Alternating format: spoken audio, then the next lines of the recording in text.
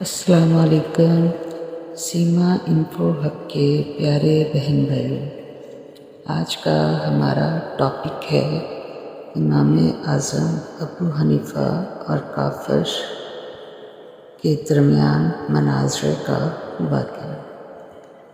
پیارے بہن بھائیوں، اس سے پہلے اگر آپ نے ہمارا چینل سبسکرائب نہیں کیا تو ریکویسٹ ہے کہ ہمارے چینل کو سبسکرائب کر لیجئے اور بیل آئیکن کو ہلکا سا پش کر لیجئے تاکہ ہماری ہر آنے والی نیو ویڈیو آپ تک بآسانی پہنچ سکے۔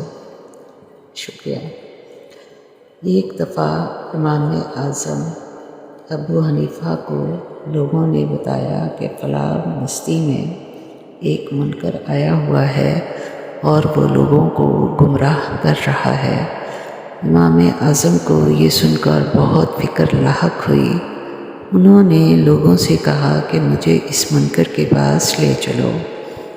لوگ آپ کو اس منکر کے پاس لے گئے۔ امام صاحب نے منکر سے کہا کہ تیرا مقصد کیا ہے؟ تو منکر نے کہا کہ نعوذ باللہ، میں یہ کہتا ہوں کہ اللہ نہیں ہے۔ اگر کوئی میرے 3 سوالوں کا جواب دے دے تو میں اس دعوے سے پیچھے ہٹ جاؤں گا اور مسلمان ہو جاؤں گا۔ امام صاحب مان گئے اور مناظرے کی جگہ اور وقت طے ہو گیا۔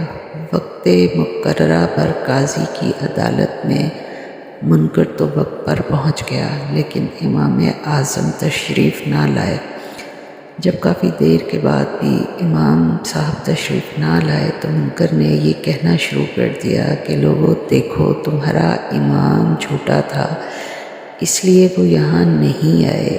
ابھی وہ یہ کہہ ہی رہا تھا کہ اچانک امام صاحب وہاں تشریف لے آئے اور کہا کہ لوگو میری بات سنو، میں جھوٹا نہیں تھا، بلکہ جب میں مناظرے کے لیے گھر سے نکلا تو راستے میں ایک دریا تھا۔ جب میں دریا کے کنارے پہنچا تو وہاں کوئی کشتی اور کوئی ملاح موجود نہ تھا۔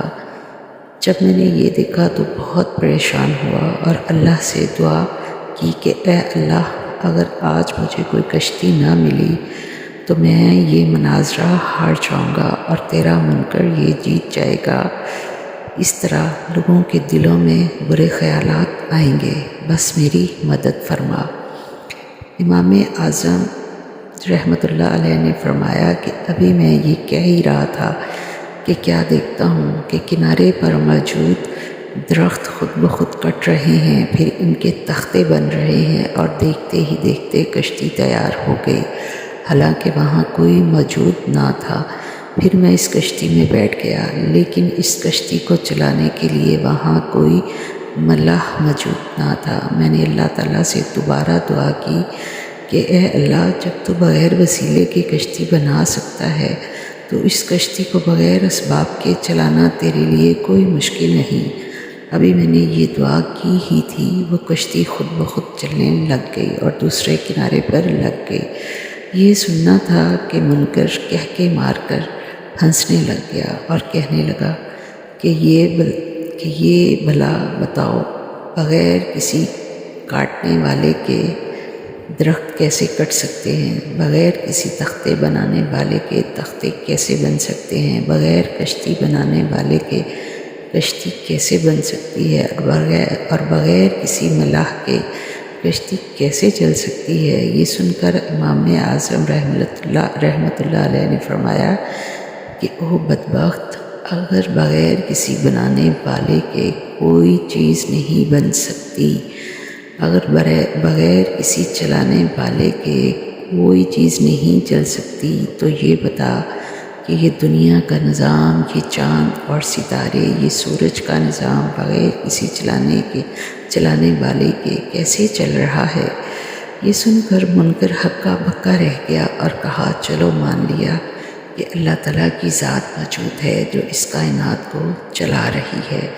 یہ سننا تھا کہ منکر ہکا بکا رہ گیا اور اللہ تعالیٰ کی ذات کو تسلیم کر لیا۔